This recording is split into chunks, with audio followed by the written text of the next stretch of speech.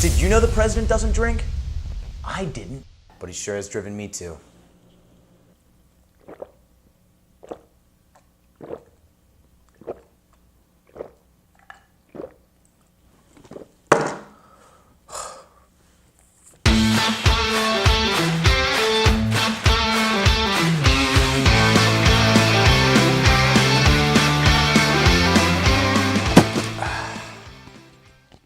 This week's episode is dedicated to you, President Trump, because a lot like your 2016 election, the ever-popular Moscow Mule is a result of entrepreneurial spirit, an undesirable product, and a dash of collusion.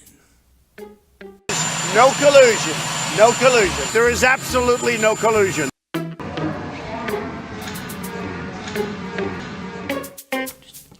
Unlike our president, the Moscow Mule has very few ties to Russia. Two gentlemen were hanging out at the Cock and Bull.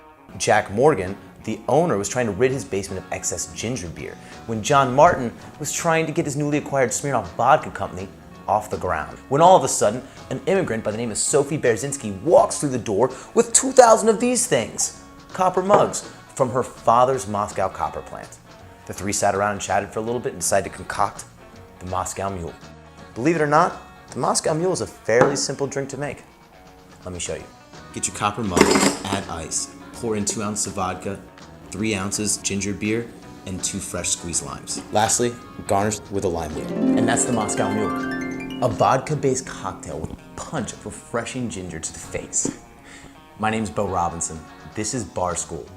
And please tune in next time when we go full on Carrie Bradshaw with the Cosmopolitan. Thanks.